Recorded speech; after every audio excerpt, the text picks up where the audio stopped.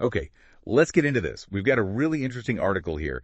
Discover the wonders of Saudi Arabia. Yeah, and what jumps out right away is how it talks about Saudi Arabia really changing fast. It's not just about religious tourism anymore. It's opening up to, well, everyone. Exactly.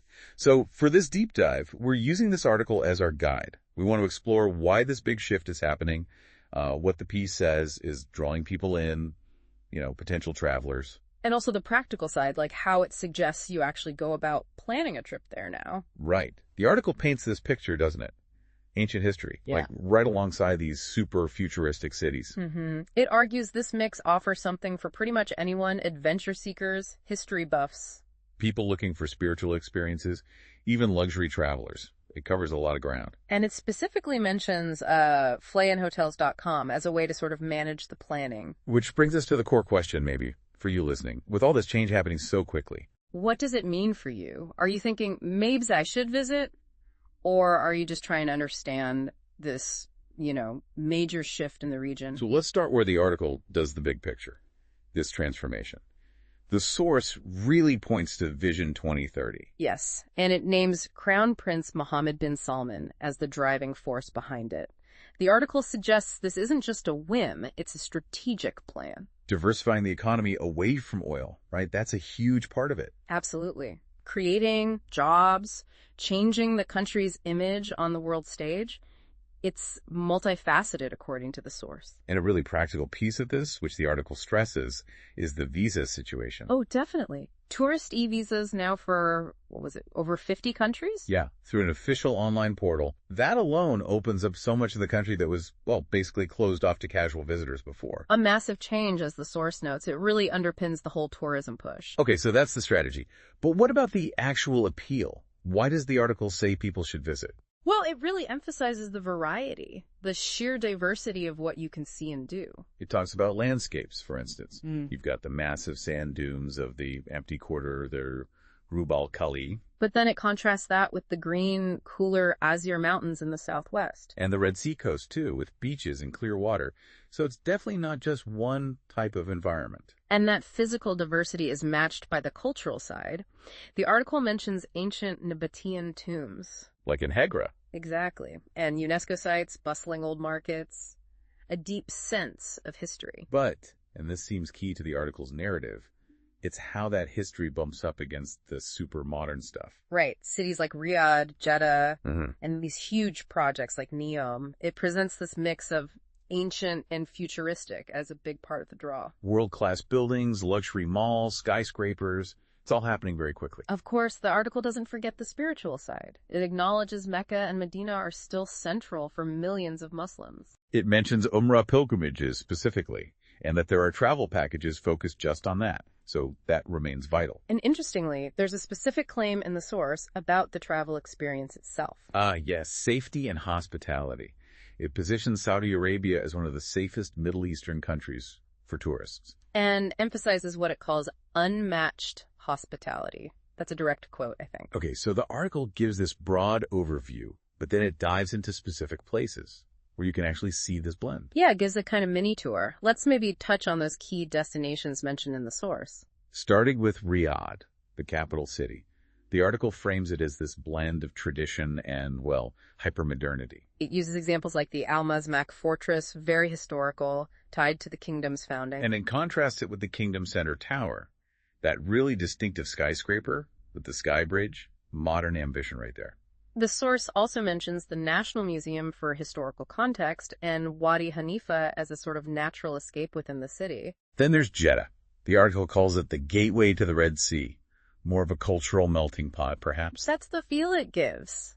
It highlights the historic Al-Balad district, that's the UNESCO site with the old coral buildings and souks. Really atmospheric, apparently. It gives you a sense of its trading past. Definitely. But then it also points to the modern Jeddah waterfront for relaxing and dining. And the Red Sea diving potential. The article notes the coral reefs are supposed to be pretty spectacular and relatively untouched. Now, for the really ancient stuff, AlUla, described as an open-air museum up in the northwest. This is where Hegra is, right? Also known as Madain Salah, Saudi Arabia's first UNESCO site. Exactly. The article focuses heavily on those incredible Nabatean tombs carved into the rocks. Similar to Petra, but distinct. But it's not just Egra. The source mentions other things nearby, like Elephant Rock. That natural rock formation, yeah. And the ruins of AlUla Old Town, which are apparently over 900 years old, so layers of history. And it mentions cultural events, too, like the Winter at Tantora Festival, adding another dimension. The article makes sure to include Mecca and Medina as well, focusing on their immense spiritual importance for Muslims. Listing the major sites, the Masjid al-Haram with the Kaaba in Mecca. And the modern clock towers, the Abraj al-Bayt nearby. And in Medina, the Prophet's Mosque, Al-Masjid al-Nabawi, and Quba Mosque. And again, it notes the availability of specific Umrah travel packages, reinforcing that this is a core part of travel to the region, even with the broader tourism push. Then for something completely different, the source points to Abha and the Azir Mountains, down in the southwest. Cooler climate, greener landscapes, a different side of Saudi Arabia altogether. The article mentions Azir National Park, the Habala Hanging Village. Right, built dramatically on a cliff face. Yeah. And Al Suda Park, which apparently has Saudi Arabia's highest peak. So mountains and unique local culture. Beyond the current attractions, the article also looks forward, touching on these huge future projects. Yeah, the scale is pretty mind-boggling. It mentions Neom City, that futuristic smart city concept. Powered by renewables, meant to be a sort of innovation hub. And the Red Sea project developing dozens of islands into a luxury tourism destination. Plus, Qiddiya, near Riyadh, planned as this massive entertainment city with theme parks and sports facilities. The source uses these examples to show just how serious the country is about becoming a major global player in tourism. Okay, shifting gears a bit, the article gets practical too. Tips for actually traveling there now. The visa is probably the biggest practical change. The e-visa system for those 50-plus nationalities is highlighted as making things much simpler via the official portal. Then there's dress code. What does the source advise? It says modest dress is generally recommended. It explicitly states women don't have to wear an abaya anymore, but conservative clothing is still the way to go. Good to know. Language. Arabic is official, naturally, but the article confirms English is widely spoken, especially in cities and places tourists frequent. Currency is the Saudi Riyal, SAR, and credit cards. Widely accepted in urban areas, according to the source. And timing the visit. The article suggests the cooler months, October to March, are generally best, particularly if you're heading to the desert or cities. Makes sense. Now, connecting all this back to planning, this is where the article brings in FlightNHotels.com again. Right. It presents this platform as a way to manage the complexities of booking a trip, given all these new options. The source describes it as a one-stop shop, basically.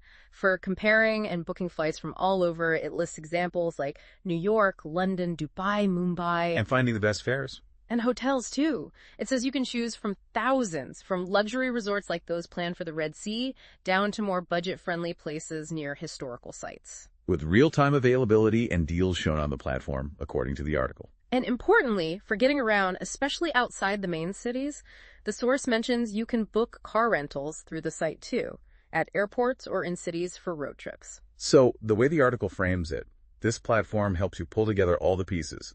Flights, hotels, car in one place. Sort of a central hub for accessing everything the source describes. Makes sense, given the rapid expansion. So, to wrap up what this particular source is telling us, Saudi Arabia is presented as this country undergoing a really significant, deliberate transformation. Yeah, opening up and actively promoting a mix of its deep history, its modern culture, these huge future plans, and its natural landscapes. The article clearly wants readers to see the sheer range of things on offer now, from, ancient tombs to futuristic cities, mountains to Red Sea reefs. And it points to practical tools, like FlightNHotels.com, as discussed in the source, as the way to actually access these experiences. The article ends by calling it not just a destination, but a journey into the heart of Arabia. So, thinking about all this, the speed of change, the diversity highlighted in the article, what part of this evolving picture stands out most to you? What are you most curious about, learning more about, or maybe even seeing for yourself?